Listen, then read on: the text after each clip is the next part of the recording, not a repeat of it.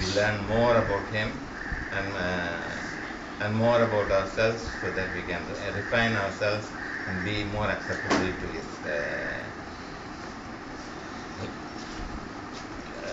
His life. So today just thought we will just study a small book in my Bible about Habakkuk, the prophet Habakkuk's prophecy.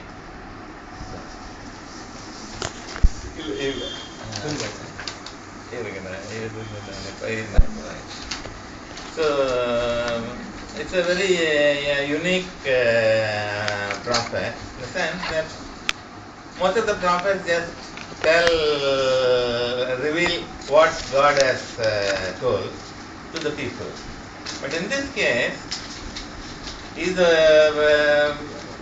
different, because he is pleading with God for these people, and then he gets a reply, and again he pleads with God he clarifies certain points with him, and then God replies again, and then he closes the prophecy with a solemn prayer and with the full of faith.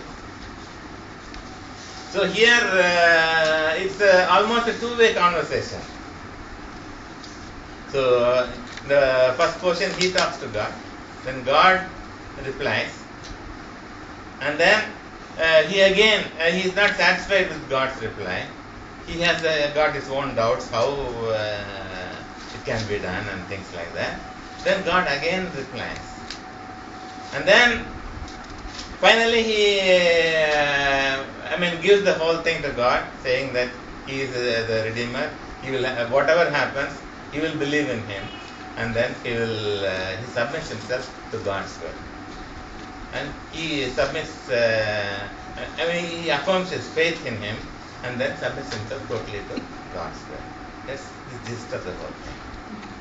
So if you see, his name, they say it means embrace or wrestler.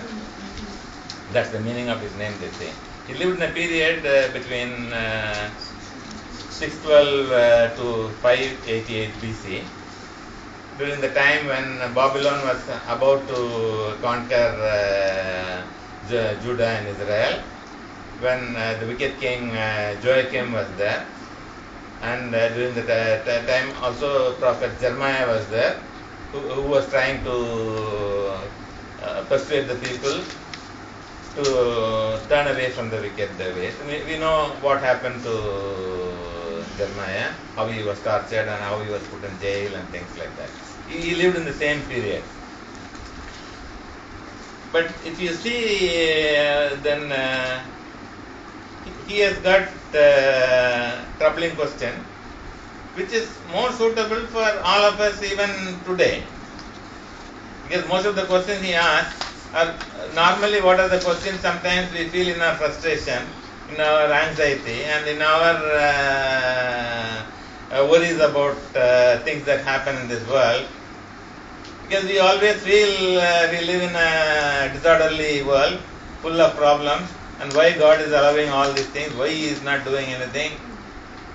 And that's the common question most of the people ask. Why God is blind to all these immoralities and wicked things that are happening in this world? Why so many bad things are happening in this world? A similar burden was on him, because during we know from Bible, during the reign of King Joachim, things were really bad. See, this is after the period of King Uzziah, where things were all brought back to a very good condition. He brought the temple, everything to the correct thing, and then he trained everybody. He put everything in order. And immediately after his fall, the Joachim came, and things were bad. And already they were under subjugation of Egyptian king, so they had to pay their dues to the Egyptian king. So this fellow was more cruel. He collected more money from the peasants and made their life more miserable. So financially they were in trouble. the morally they were totally degraded. There was no order or anything, and things were really bad. So the prophet really asked, if God is in control, why does evil prevail and often win? This is the common question what we also ask.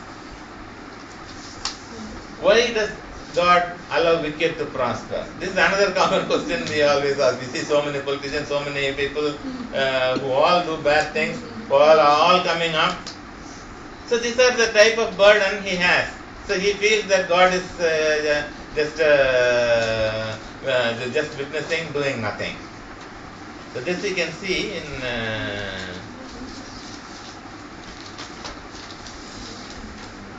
you read the verses Habakkuk chapter 1 verse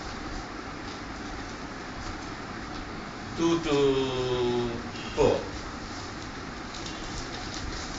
How long, O Lord, must I call for help, but you do not listen? O cry out to you violence, but you do not save. Why do you make me look at injustice? Why do you tolerate wrong? Destruction and violence are before me. There is strife, conflict abounds. Therefore the law is paralyzed. Justice never prevails. The wicked hem in the righteous, so that justice is perverted. If you see the complaints, it's very well applicable to what is happening in today's world. Nothing very different from what's happening today in our own country, in our own place. So he is burdened and he feels that God is not, he is questioning God. See, that's one thing we have to see here. How long, O Lord?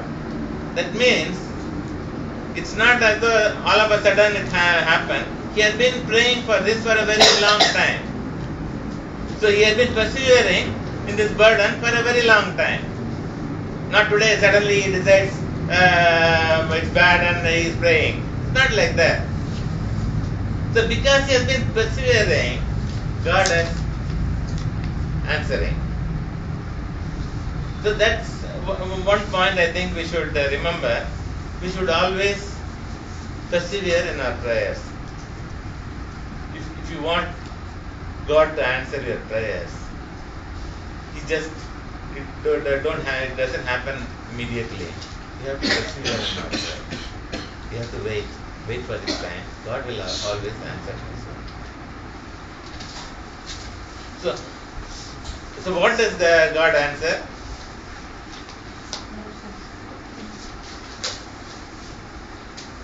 He clearly says He is not indifferent.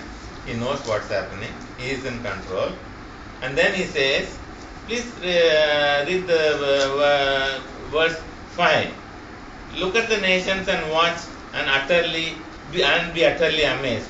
For I am going to do something in your days that you would not believe, even if you are told.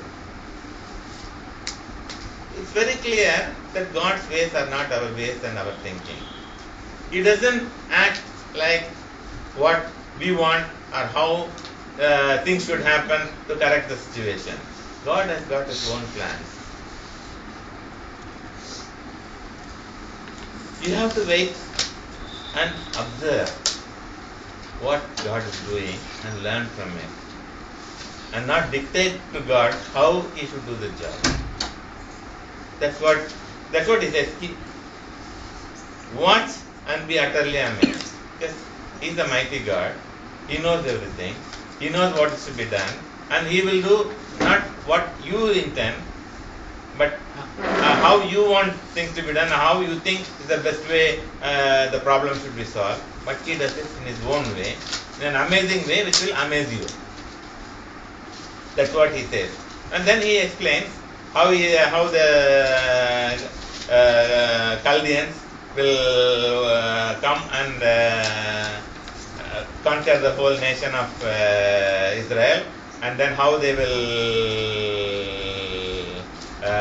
render justice for the injustice done by these people. So as a correction, he is bringing in the Chaldeans to correct these people.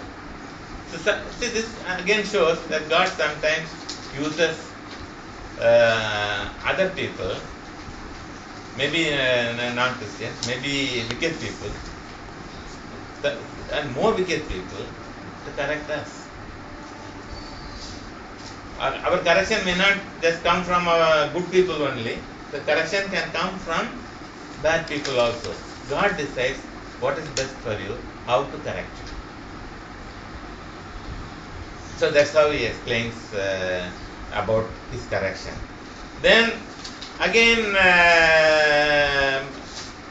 Habakkuk is burdened. How can a holy God employ such an impure and godless agent?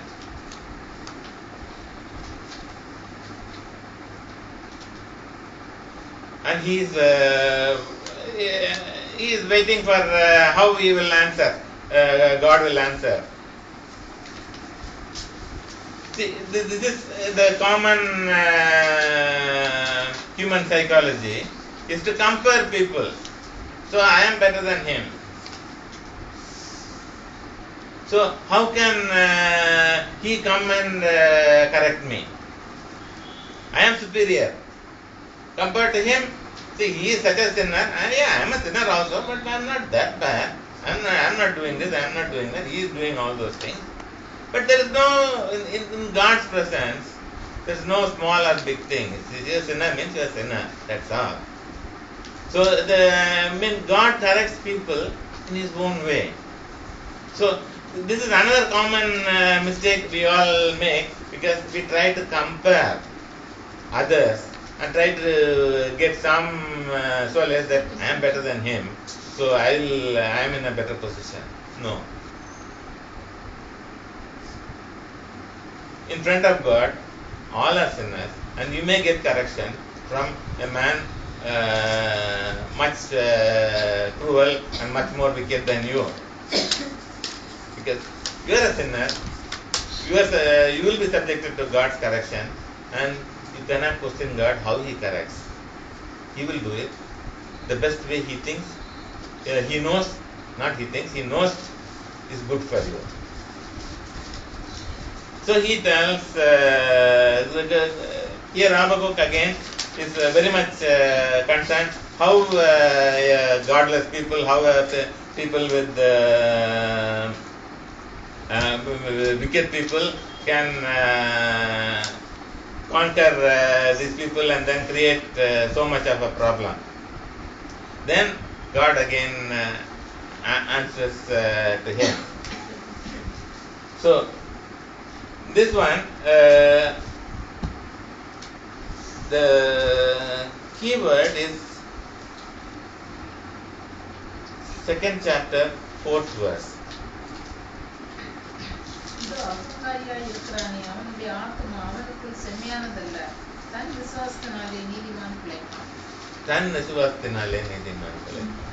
You don't worry about how bad things are happening. Righteous will live by his faith. The righteous will live by his faith. Be righteous and be faithful. So many bad things may happen from so many things which is affecting the whole thing. But the righteous will always live. God protects the righteous. He knows the righteous and he protects him. So that's what the key message. And the next thing is, he also tells how the proud is not upright, and he shall, the proud will always be judged. So there is no escape for bad people. So God judges them and then puts them to trouble in his own time. See, he clearly says, woe to the proud, possessed with the lust of conquest and plunder. Woe to their efforts to build a permanent empire through cruelty and godless gain. See, all the bad things what the Chaldeans did, he explains, and then tells, woe unto them, and then he says that he will wreak judgment on them.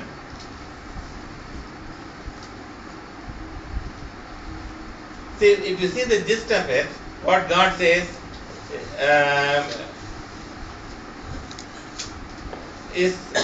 can be summarized like this.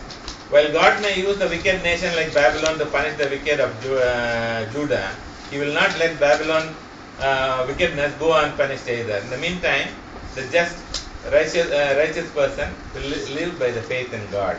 God seldom explains His ways fully, and people may not comprehend fully, but are overwhelmed by His power and love, which Habakkuk illustrates in his prayer, which follows this one. See, God is just, so He will not allow injustice to continue long. He may use injustice to correct us, but the injustice done to us, we need not worry, because it will be taken care of by Him in His own way, and the unjust will always be punished. There is no two way about it. So, but you don't have to go take a revenge and punish it. God